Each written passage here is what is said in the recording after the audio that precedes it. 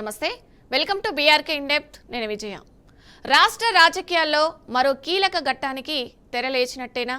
రాబోయే మున్సిపల్ ఎన్నికల అధికార కాంగ్రెస్ పార్టీకి ఊహించని సవాళ్లను విసురుతున్నాయా? ప్రజల నుంచి కాదు, ప్రత్యర్థుల నుంచి కాదు, సొంత పార్టీ లోపల నుంచే పెరుగుతున్న అసంతృప్తే ఇప్పుడు కాంగ్రెస్కు అసలైన తలనొప్పిగా మారిందా? టికెట్ల కోసం ఆశావాహుల తాకిడి, వలసల నేతలు, పాత నేతల మధ్య విభేదాలు, మిత్రపక్షాల సీట్ల డిమాండ్లు, రెబల్స్ భయం, అట్లనే ఈ అన్నీ కలిసి కూడా మున్సిపల్ ఎన్నికలను కాంగ్రెస్కు అగ్ని పరీక్షగా మార్చబోతున్నాయనే చర్చ జోరుగా సాగుతుంది. అయితే ఈ మొత్తం పరిణామాల వెనుక జరుగుతున్న రాజకీయ లెక్కలేంటి? అధిష్టానం ఏ నిర్ణయం తీసుకోబోతుంది? మున్సిపల్ ఎన్నికల వేళ కాంగ్రెస్ పార్టీలో ఆశావాహుల సంఖ్య అమాంతం పెరిగిపోయింది. ఒక్క ఛాన్స్ ఇవ్వాలంటూ అటు మంత్రులు, ఎమ్మెల్యేల చుట్టూ తిరుగుతున్న ఆశావాహులు, వారిలో గతంలో బీఆర్ఎస్ నుంచి కాంగ్రెస్లో చేరిన ఎమ్మెల్యేల అనుచరులు ఉండడంతో పరిస్థితి మరింత సంక్లిష్టంగా మారింది. దీంతో మొదటి నుంచి కాంగ్రెస్ పార్టీకి విధేయులుగా ఉన్న నేతలు, కార్యకర్తలు తీవ్ర అసంతృప్తితో ఉన్నట్టు సమాచారం. అయితే మాకు న్యాయం జరగపోతే రెబల్గా పోటీ చేస్తామంటూ కొందరు బహిరంగంగానే హెచ్చరిస్తున్నారనే ప్రచారం కూడా వినిపిస్తుంది.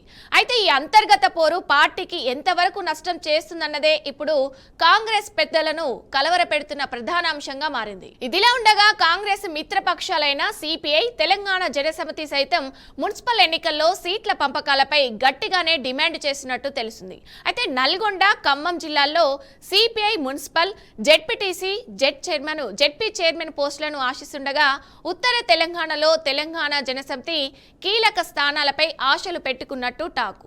ఇక మరోవైపు గత సర్పంచ్ ఎన్నికల్లో రెబల్స్ వల్ల జరిగిన నష్టాన్ని మళ్లీ పునరావృతం కాకుండా చూడాలని కాంగ్రెస్ అధిష్టానం అప్రమత్తమైంది.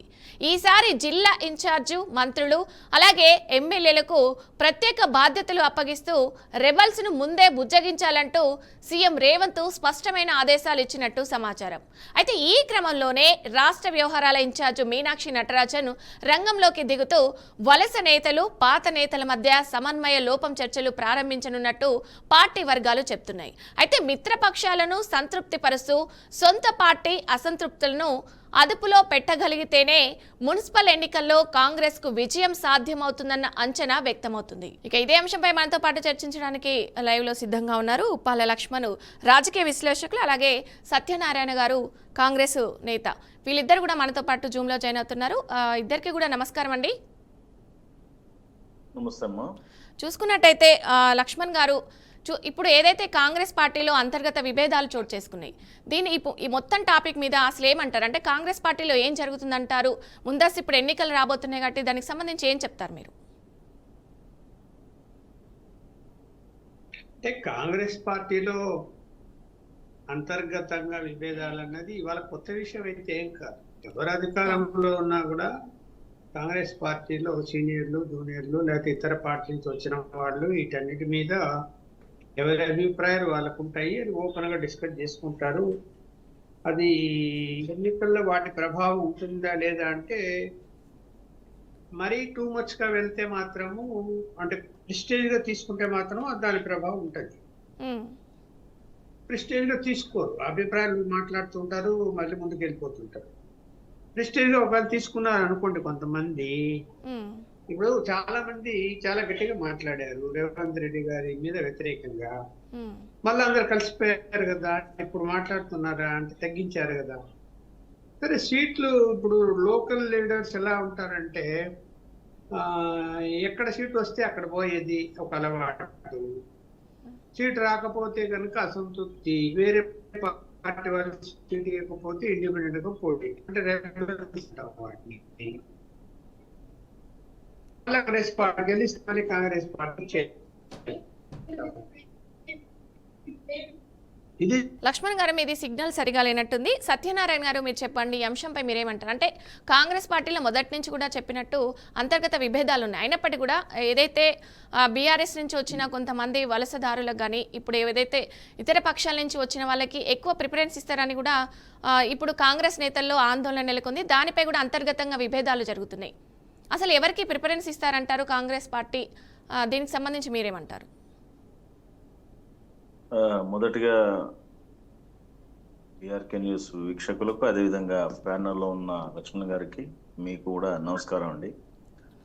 ఇది కాంగ్రెస్ పార్టీ అనేది దాదాపు 145 చరిత్ర గల పార్టీ. సో ఈ పార్టీలో ప్రజాస్వామ్యం ఎక్కువ. కాంగ్రెస్ అనేది ఒక మహాసముద్రం.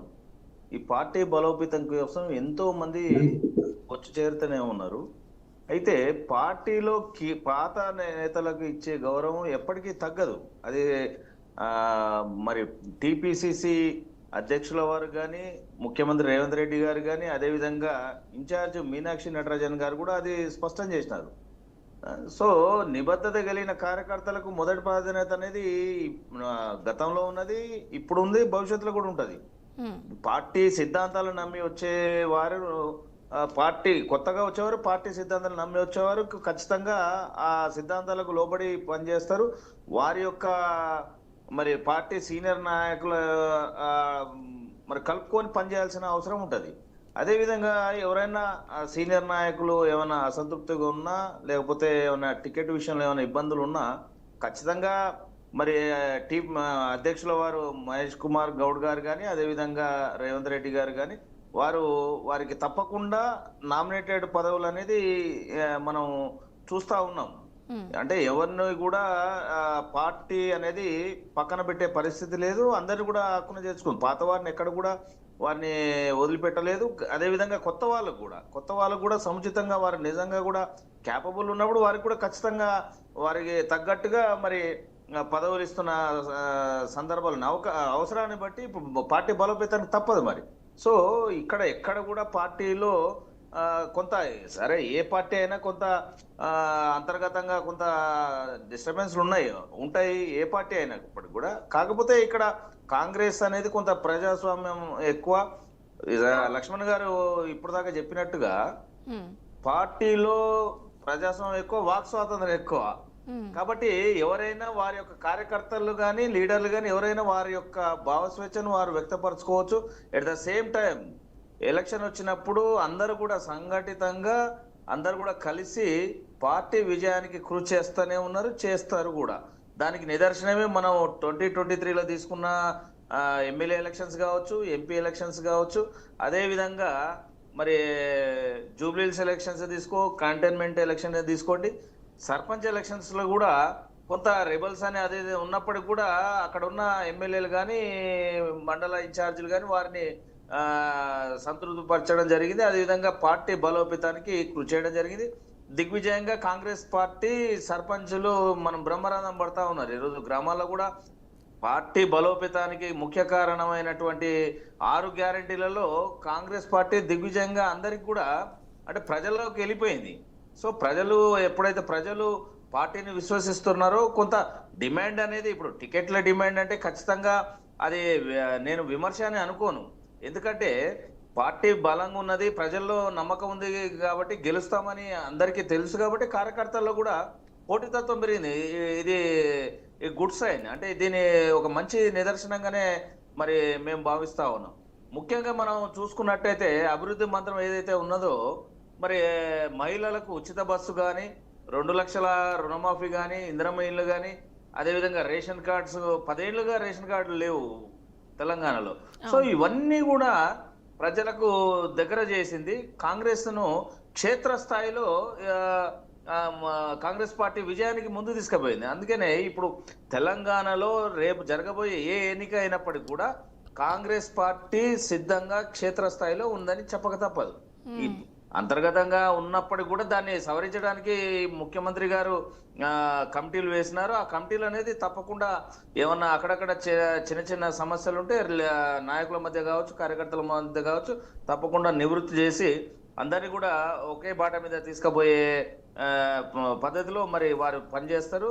కాంగ్రెస్ పార్టీ తప్పకుండా వచ్చే ఎన్నికల్లో కూడా, మున్సిపల్ ఎన్నికల్లో కూడా, అదేవిధంగా ఎంపీటీసీ జెడ్పీటీసీ ఎన్నికల్లో కూడా దిగ్విజయంగా కాంగ్రెస్ పార్టీ గెలవబోతుంది.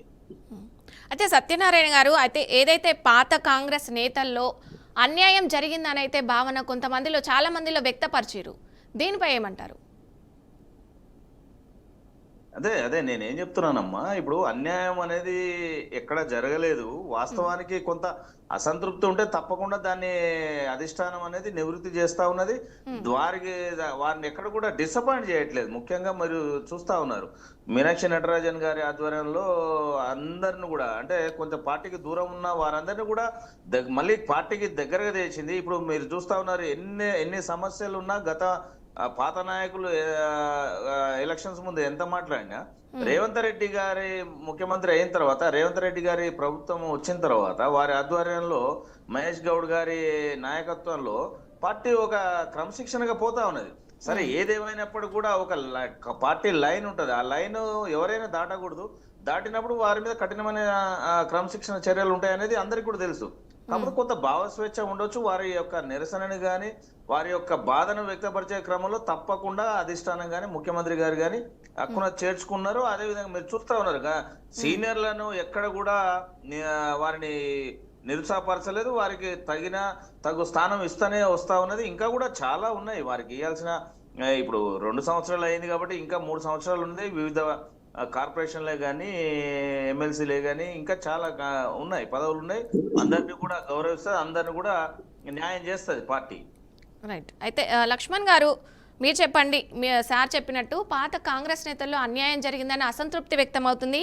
అలాగే ఒకవేళ ఇప్పుడు వాళ్ళు ఎలాంటి ఛాన్స్ ఇవ్వకపోతే ఇండిపెండెంట్గా పోటీ చేసే అవకాశాలు కనిపిస్తున్నాయి. దీనిపై పార్టీలో విపరీతమైన చర్చలు జరుగుతున్నాయి. ఒకవేళ అలా ఇండిపెండెంట్గా పార్టీలో పోటీ చేస్తే కాంగ్రెస్ పార్టీ మళ్ళీ విజయం సాధించకపోవచ్చు అన్నట్టు కూడా ఊహాగానాలు ఉన్నాయి. దీనిపై ఏమంటారు? ఇప్పుడు ప్రతి పార్టీలో రెబల్స్ అనేవాళ్ళు తయారవుతారు. ఎందుకంటే పార్టీని నమ్ముకొని ఉన్నప్పుడు కొన్ని సందర్భాల్లో కాస్ట్ ఈక్వేషన్ లో కానీ, రిజర్వేషన్ల ఈక్వేషన్ లో కానీ ఇచ్చే పరిస్థితి ఉన్నప్పుడు వాళ్ళు ఏం చేస్తారంటే ఇండిపెండెంట్ గా పోటీ చేస్తారు. పోటీ చేస్తే ఇప్పుడు అధికారంలో ఏ పార్టీ ఉందో ఆ పార్టీకి అడ్వాంటేజ్ ఏమిటంటే మళ్ళీ కాంగ్రెస్ పార్టీ అధికారంలో ఉంది కాబట్టి పార్టీలో చేరుతారు. ఇక్కడ ఇతర పార్టీలో కూడా ఆ పరిస్థితి ఉంటది, లేకుండా ఏం ఉండదు. అయితే ఏంటంటే లోకల్ బాడీ ఎన్నికల్లో ఎప్పుడు కూడా అనేక సందర్భాల్లో మనం పరిశీలించేసినప్పుడు ఏ పార్టీ అధికారంలో ఉంటే ఆ పార్టీకి అనుకూలంగానే రిజల్ట్స్ వస్తాయి. నెగిటివ్ గా ఎప్పుడు రావు. 1-2 సీట్లు రావచ్చు కానీ మొత్తం అయితే రావు. సర్పంచ్ ఎన్నికల్లో కూడా మనం చూసాం, రెబల్స్ అక్కడక్కడ ఉన్నా కూడా ప్రతిపక్ష పార్టీలు గట్టి పోటీ ఇచ్చినా కూడా 60% పైన సాధించుకున్నాడు. అందువల్ల అంటే 60%, 67 అనుకో సాధించారు. సాధించినప్పుడు ఏమైపోతుందంటే ఇప్పుడు అదేమో పార్టీలకు అతీతంగా జరిగిన ఎన్నికలు. ఇప్పుడు ఏమైతే పార్టీల పేరు మీదనే ఎన్నికలు జరుగుతాయి. మున్సిపల్ ఎన్నికల్లో ఎలా ఉంటుంది అంటే పార్టీల పరంగానే టికెట్లు, పార్టీల పరంగానే పోటీ జరుగుతాయి. పార్టీలకు అతీతంగా జరగవు. జరగనప్పుడు ఏంటి, నగర ఓటర్లు. ఇవాళ నగర ఓటర్లలో మనం హైదరాబాద్ మొదటిగా తీసుకున్నప్పుడు ఏంటంటే ఖచ్చితంగా ఇక్కడ ఈ హైడ్రా చర్యల వలన కొంత ఈ పూర్ పీపుల్లో లేదంటే మధ్యతరగతి పీపుల్లో అసంతృప్తి ఉంది, లేకుండా పోలేదు. కొన్ని ఇల్లు కూలగొట్టడం వల్ల మా ఇల్లు పూర్తి చేశారు అనేది వచ్చింది. అది కొంత నెగిటివ్ కనిపిస్తున్నాయి మనకు. మిగతా అంశాలు ఏంటంటే ఎక్కడ అభివృద్ధి అనేది నగరంలో మనకు కనపడడం లేదు ఈ 2 సంవత్సరాలుగా. ఇది అంటే ఇప్పుడు చూడండి, చిన్న వర్షం వచ్చినా కూడా డ్రైనేజ్ నీళ్లు మొత్తం రోడ్ల మీదకి వచ్చేస్తుంది. సో అండర్ డ్రైనేజ్ సిస్టమ్ అనేది మార్చాలి. సరే, తనేదో సర్వే చేపిస్తున్నారు రేవంత్ రెడ్డి గారు, చూడాలి. అయితే ఇప్పుడు ఎన్నికల దగ్గర వచ్చేస్తున్నాయి. అందువలన అలాగే అంటే ఇతర పార్టీ నుంచి వచ్చిన వాళ్ళకు ప్రాధాన్యత ఇవ్వడం కూడా పెద్ద అసంతృప్తి వస్తుంది. అది ఏ పార్టీలోనే వస్తుంది. ఇప్పుడు అన్ని పార్టీల్లో కూడా ఇప్పుడు బీజేపీలోకి ఇతర పార్టీ వాళ్ళు వెళ్ళారు, బిఆర్ఎస్ పార్టీలో కూడా ఇతర పార్టీల వాళ్ళు వెళ్తారు. టికెట్ రాకపోతే ఏంటి, టికెట్ ఎవరిస్తే అక్కడికి వెళ్తారా లేదా వెళ్తారు. వెళ్ళినప్పుడు అసంతృప్తి వస్తుంది వాళ్ళకి టికెట్లు ఇస్తే. అది అన్ని పార్టీల్లో ఉంటది, ఒక కాంగ్రెస్ పార్టీలోనే ఉండదు. అయితే ఏంటంటే అధికారంలో ఉన్నారు కదా, ఆ అధికారంలో ఉన్నప్పుడు నెగిటివ్ అనేది ఎక్కువ పెరిగి రేపు పొద్దున అనుకున్న సీట్లు రాకపోతే రాబోయేటువంటి అసెంబ్లీ ఎన్నికల్లో దాని ప్రభావం ఉంటుంది. చూడండి, అధికార పూర్తి అయినప్పటికీ లోకల్ బాడీ ఎన్నికల్లో ఇప్పుడు ఎన్ని జెడ్పీటీ స్థానాలు వచ్చాయి, ఎన్ని మున్సిపల్ కార్పొరేషన్ గెలిచారు, ఈ రెండు చాలా ఇంపార్టెంట్. అవును. ఈ రెండింటి మీద పెద్ద ప్రచారం జరుగుతుంది. అది ఓడిపోయారనుకోండి, సీట్లు తక్కువ వచ్చాయనుకోండి, ప్రచారం బాగా జరుగుతుంది, నెగిటివ్ అవుతుంది. ఆ ప్రభావం ఖచ్చితంగా రాబోయే అసెంబ్లీ ఎన్నికల్లో పడుతుంది. అందువల్ల కాంగ్రెస్ పార్టీ చాలా జాగ్రత్తగా అడుగులు ముందుకేస్తున్నది. చూసాం కదా, ఇవాళ మున్సిపల్ ఉద్యోగులు, జిల్లా పరిషత్ అందరికి డిఏ పెంచారు. అంటే కొంత నెగిటివ్ తగ్గించుకోవడానికి అధికారులు, అలాగే ప్రజల దగ్గర నుంచి నెగిటివ్ తగ్గించుకోవడానికి కొన్ని ఇంకా ప్రవేశపెడతారని నేను అనుకుంటున్నాను. ఇంకా నోటిఫికేషన్ వచ్చే లోపలనే కూడా. మరి అంతర్గత తగాదా, ఈ అంతర్గత తగాదా పరిష్కరించాలంటే ఢిల్లీ నుంచి అధిష్టానమే రావాలా, వాళ్ళని కూర్చోబెట్టాలా, పరిష్కరించాలి తప్ప ఈ లోకల్ గా సాధ్యం కాదు. ఎందుకంటే ఎవరికి వాళ్ళు ఫాల్స్ ప్రెస్టేజ్ ఫీల్ అవుతారు. సీనియర్ లీడర్లు ఉన్నారు అనుకోండి, వాళ్ళకి అనుకూలమైన వ్యక్తులు టికెట్లు ఇచ్చే విషయంలో ఫాల్స్ ప్రెస్టేజ్ ఫీల్ అవుతారు. సో వాళ్ళని కన్విన్స్ చేయాలంటే ఢిల్లీ నుంచే రావాలి, వాళ్ళు కూర్చోబెట్టాలి, మాట్లాడాలి, కన్విన్స్ చేయాల్సి వస్తుంది. ఇప్పుడు హైదరాబాద్ నగరంలో ఎలా ఉంది, బిఆర్ఎస్ పార్టీ నుంచి వచ్చినటువంటి కార్పొరేటర్లని చైర్మన్ తీసుకొని కాంగ్రెస్ పార్టీలో చేరటం వలన కాంగ్రెస్ ఎంఐఎం సహకారంతో ఇవాళ మున్సిపల్ కార్పొరేషన్ దక్కించుకున్నారు, పరిపాలన నడుస్తున్నది. ఇప్పుడు ఎంఐఎంఐ సపోర్ట్ ఫుల్ గా కూడా ఉంటుంది, లేకుండా కాంగ్రెస్ ఎంఐఎం కలిసే పోటీ చేసే సీట్ల సర్దుబాటు కూడా చేసుకునే అవకాశం ఉంది. సో వాటికి వర్సెస్ ఎవరికి ప్రధాన పోటీ అంటే బీజేపీ, బీఆర్ఎస్. ఇక్కడ నగరంలో మొన్న అసెంబ్లీ ఎన్నికలు మనం పరిశీలన చేసినప్పుడు ఏంటంటే బీఆర్ఎస్ పార్టీకి ఎక్కువ సీట్లు వచ్చాయి, బీజేపీకి రాజేష్ సింగ్ తప్ప ఎవరు గెలవలేదు. ఆ ప్రభావం బీజేపీ మీద ఉంది. ఇది ఈసారి బీజేపీ అధికారంలోకి వస్తామని చెప్తున్నారు. మళ్ళీ జనసేన పార్టీ రంగంలోకి వస్తున్నది. జనసేన పార్టీ పొత్తు వద్దంటుంది బీజేపీ. మరి ఢిల్లీ అధిష్టానం మరి ఉండాలంటుందో వద్దంటుందో తెలియదు. ఎందుకంటే ఆంధ్రప్రదేశ్తో జనసేనతో పొత్తులో ఉన్నారు బీజేపీ వాళ్ళు. గత ఎన్నికల్లో కూడా, అసెంబ్లీ ఎన్నికల్లో కూడా బీఆర్ఎస్ పార్టీ పోటీ చేసి, సరే ఓడిపోయారు తర్వాత సంగతి, పోటీ అయితే చేసింది. అందువలన ఇప్పుడు ఇంకా ఏంటి ఆల్టర్నేటివ్ అంటే మనకు బీఆర్ఎస్ కనపడుతుంది. కాంగ్రెస్ వర్సెస్ బీఆర్ఎస్ లాగా నడుస్తుందా ఈ మున్సిపల్ ఎన్నికలు కానీ, లేకపోతే జిల్లా పరిషత్ ఎన్నికలు కానీ, లేదు కాంగ్రెస్ వర్సెస్ బీజేపీగా నడుస్తుందా, ఇది చూడాలి. ట్రయాంగిల్ పోటీ అయితే ఏమవుతుంది అంటే కాంగ్రెస్ పార్టీకి అడ్వాంటేజ్ అవుతుంది, ఓట్లు చీలుతాయి. ప్రతిపక్ష ఓట్లు అటు బీఆర్ఎస్ కు ఇటు బీజేపీకి చీలుతాయి. చీలడం వల్ల అడ్వాంటేజ్ ఖచ్చితంగా కాంగ్రెస్ పార్టీకే ఉంటుంది. అయితే ఈ ఓట్లకు సంబంధించి అటు ఎమ్మెల్యేలపై, మంత్రులపై అయితే ఒత్తిడి విపరీతంగా పెరుగుతుందన్న గుసగుసలు కూడా వినిపిస్తున్నాయి. అసలు కాంగ్రెస్కి ఇది ఒక అగ్ని పరీక్షగా మారుతుందని కూడా రాజకీయ వర్గాల్లో చర్చ నడుస్తుంది. లక్ష్మణ్ గారు, దీనిపై ఏమంటారు? ఒత్తిడి అనేది ఉంటుంది. ఇప్పుడు లోకల్ గా సీట్లు కావాలనే వాళ్ళు, ఇప్పుడు ఒక నియోజకవర్గం ఉంటుంది, ఆ నియోజకవర్గం పరిధిలో రేపు పొద్దున జిల్లా పరిషత్తు, మన మండల పరిషత్తు కానీ, జిల్లా పరిషత్తు లేకపోతే జెడ్పీటీసీల విషయంలో లేదు మున్సిపల్ కార్పొరేషన్ ఉంటే ఆ లోకల్ ఎమ్మెల్యే మీద ఒత్తిడి ఉంటది పోటీకి. ఆ ఒత్తిడి లేకుండా ఏం ఉండదు. కాకపోతే ఎవరు గెలుస్తారు ఈక్వేషన్స్ అన్ని చూసుకునే టికెట్లు ఇవ్వాల్సి వస్తుంది కదా. అది ఎమ్మెల్యేకి స్వేచ్ఛ ఇస్తారా, ఇవ్వరా, పార్టీ ఇంటర్ఫియర్ అవుతారా అనేది చూడాలి. అదే పార్లమెంట్ సభ్యులు వాళ్ళ ప్రెజర్ కూడా ఉంటది. మంత్రులు అంటే మంత్రికి ఏముంటది, ఇప్పుడు మంత్రి చెప్పింది కూడా సీట్ ఇవ్వలేదు అనుకోండి, ఆ యొక్క నియోజకవర్గం లేదా ఆ జిల్లాలో మంత్రి పరువు కూడా పోతుంది కదా ఇవ్వకపోతే, అదంతా ప్రచారం అవుతుంది కదా. సో ఇవన్నీ సమన్వయం చేసుకొని ముందుకు వెళ్ళాలి. వెళ్ళే పరిస్థితి ఉందా లేదా అంటే మరి రేవంత్ రెడ్డి గారు ఇవాళ అన్ని కంట్రోల్ చేయగలుగుతున్నారు కదా, ఆయన ఒక లీడర్ గా ఆయన కంట్రోల్ చేయగలుగుతున్నాడు నా అభిప్రాయం అయితే. చేయగలిగినప్పుడు ఆయన మాట వింటున్నారు చాలా మంది పెద్దలు కూడా, కాంగ్రెస్ పార్టీ సీనియర్లు కూడా వింటున్నారు. ఎందుకు ఆయన పర్ఫార్మెన్స్ వల్ల రిజల్ట్ బాగా వస్తున్నది అని చెప్పి అది పనిచేస్తుందేమో చూడాలి. రైట్. సత్యనారాయణ గారు మీరేమంటారు? ఇట్లా ఒత్తిడి పెరగడం కానీ, అలాగే మున్సిపల్ ఎన్నికలకు అధిష్టానం అసలు ఏ నిర్ణయం తీసుకోబోతుందంటారు, ఎలా బుజ్జగించబోతుందంటారు, అంటే ముందుకు ఎలా వెళ్ళబోతుందంటారు ఈ మున్సిపల్ ఎన్నికలకు సంబంధించి మీరేం చెప్తారు? అదే అదే నేను చెప్పేది ఏంటంటే ఇప్పుడు దీన్ని ఒత్తిడి అని నేను అనుకోవట్లేదు. ఎందుకంటే మున్సిపల్ ఎన్నికల్లో ప్రధానంగా లోకల్ బాడీస్ కిందకే వస్తాయి. లోకల్ బాడీస్ లో కార్యకర్తలు ఎవరైతే క్షేత్రస్థాయిలో నిజంగా కష్టపడ్డారో గెలిచే అవకాశం ఉంటుందో మరి వారి ఎవరెవరు ఉన్నారు అంటే ఒక ఒక సీటుకు ఒక వార్డుకు కావచ్చు, ఒక కార్పొరేషన్ ఒక కార్పొరేటర్ కావచ్చు, 5-6 మందిని క్యాండిడేట్లను తీసుకొని వారిలో ఎవరైతే అవకాశం ఉంటుందో అంత అంత సీరియస్ గా వర్క్ అవుతా ఉంది గ్రౌండ్ లెవెల్లో. సో దీంతో పాటు ప్రతి టికెట్ కూడా ఒక ఎమ్మెల్యేలు, మంత్రులు అందరూ కూడా వాళ్ళ యొక్క జ్యూరిడిక్షన్ లో వాళ్ళ యొక్క నియోజకవర్గాల్లో ఎవరు కష్టపడ్డారు పార్టీకి, ఎవరు తోటి ఏం జరుగుతుంది, గతంలో ఏముండే ఇప్పుడు ఏం జరుగుతుంది అనేది వారికే తెలుస్తుంది.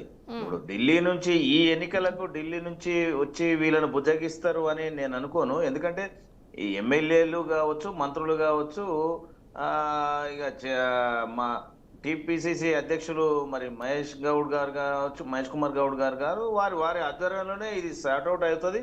ఖచ్చితంగా ఏంటంటే ఇక్కడ ఒత్తిడి కాదు, ఇక్కడ నిజానికి కూడా పార్టీ బలంగా ఉన్నది. కాంగ్రెస్ పార్టీ గతంలో కన్నా రేవంత్ రెడ్డి గారి ఆధ్వర్యంలో, మహేష్ కుమార్ గౌడ్ గారి నేతృత్వంలో బలపడింది. కాబట్టే ఈరోజు ప్రజలలో ఆదరణ ఉంది, కాబట్టే ఈరోజు పోటీ అనేది పెరుగుతా ఉంది. సో ఒత్తిడి అనేది కాదు కానీ పోటీ పెరుగుతా ఉంది. దీన్ని స్వాగతిస్తాను తప్పకుండా.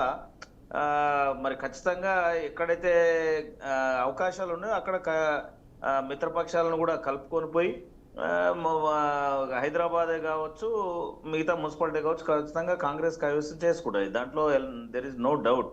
కాకపోతే ఇప్పుడు సార్ లక్ష్మణ్ గారు అన్నట్టు ప్రధానమైన ఇప్పుడు జనసేన వస్తుందని అంటున్నారు. జనసేనలో మాకేమి అంటే కాంగ్రెస్ పార్టీకి కొత్తగా వచ్చే నష్టమే లేదు, లాభమే లేదు. ఎందుకంటే వారు they are the internal issue of BJP and Janasena. ఇప్పుడు మళ్ళీ ఇంకో విషయం ఏంటంటే వీరిద్దరికి అనుసంధానంగా ఉన్న బీఆర్ఎస్ వాళ్ళు నిర్ణయం చేసుకోవాలా. కాబట్టి అధికార పక్షంలో ఉన్న కాంగ్రెస్ కి ఎలాంటి నష్టం లేదు జనసేన తోటి. కాబట్టి వాళ్ళ సీట్ల సర్దుబాటు కానీ ఏదైనా ఉంటే వాళ్ళు చేసుకుంటారు. ముఖ్యంగా ఇక్కడికి వచ్చేసరికి గతంలో కన్నా ఇప్పుడు తెలంగాణలో పార్టీ బలంగా ఉన్నది, ఒక క్రమశిక్షణతో పోతుంది. ఇప్పుడు లక్ష్మణ్ గారు అన్నట్టు రేవంత్ రెడ్డి గారు అందరూ ఎవరైతే నిరాశ నిస్పృహలలోనైన నాయకులందరినీ దగ్గర తీసుకొని వారికి సముచిత స్థానం కల్పిస్తా ఉన్నారు. కాబట్టి ఈ రాబోయే ఎన్నికలలో ఎలాంటి డిస్టర్బెన్స్ ఉండదు. నాకు తెలిసి రెబల్స్ కూడా ఎవరు ఉండకపోవచ్చు అనేది నా యొక్క భావన. అయితే వాళ్ళని కూడా జర బుజ్జగించి అట్లా ఎవరు కూడా రెబల్స్గా పోటీ చేయొద్దని కూడా మీనాక్షి నటరాజన్ గారు ముందే చర్చించి వాళ్ళని సద్దుమణిగించే అవకాశం ఉన్నట్టు కనిపిస్తుంది. దీనిపై ఏమంటారు? తప్పకుండా. ఎందుకంటే ఇన్ఛార్జి గారు కాబట్టి అదే ఇప్పుడు ఏ ఎలక్షన్ అయినా ప్రతి ఎలక్షన్ కూడా లోకల్లో ఉన్న ఎమ్మెల్యేతో కాకుండా మినిస్టర్తో కాకున్నప్పుడు అప్పుడు స్టేట్ హెడ్ ఎవరైతే ఉన్నారో అధ్యక్షుల వారు కావచ్చు, మరి ఇన్ఛార్జ్ ఎవరైతే మీనాక్షి నటరాజన్ గారు కావచ్చు తప్పకుండా ఇన్వాల్వ్ అవుతారు. ప్రతి కార్యకర్త కూడా లీడరే. కాంగ్రెస్ లో ఉన్నది ఏంటంటే ఎవరు కూడా లీడర్ కాదు, ఎవరు కూడా కార్యకర్త కాదు, అందరు కూడా సమానమే అనే భావనతో ఉన్నారు. కాబట్టి మీనాక్షి నటరాజన్ గారు అవసరం పడితే ఒక కార్యకర్త ఇంటికి పోవడానికి ఆమె షీఈ్ ఆల్వేస్ రెడీ. సో ఆ సోదర భావం ఉంది కాబట్టి కాంగ్రెస్ ఇన్నేళ్ళ నుంచి కూడా నడుస్తా ఉన్నది. కాబట్టి గతంలో వేరు కాంగ్రెస్, ఇప్పుడు వేరు. సార్ ఇప్పుడు లక్ష్మణ్ గారు అన్నట్టు రేవంత్ రెడ్డి గారి ఆధ్వర్యంలో పార్టీ బలంగా ఉన్నది. రాబోయే మున్సిపల్లో కూడా దిగ్విజయంగా ముందుకు పోతుంది. దీంట్లో కాంగ్రెస్ లో ఏదో అంటే ఇప్పుడు ప్రతిపక్షాలు కానీ అంటా ఉంటారు కాంగ్రెస్ లో గొడవలు ఉన్నాయని ప్రచారం చేయడంలో అది ఒక ప్రతిపక్షాల యొక్క వ్యూహంలో ఒక భాగం. కాకపోతే మాకు ఉన్నది ఏంటంటే ప్రజాబలం ఉన్నది. ఫిబ్రవరిలో మున్సిపల్ ఎన్నికల ఫలితాలు వచ్చాక మీరే చూస్తారు కాంగ్రెస్ జెండా ఎలా రెపరెపలాడుతుంది అనేది మీరే స్పష్టంగా చెప్తారు. రైట్ సత్యనారాయణ గారు, ఇద్దరు కూడా చర్చలో పాల్గొనేందుకు థ్యాంక్ యూ అండి. Thank you so much. ఇది ఇవాళ BRK in depth. Keep watching BRK news Telugu సత్తా.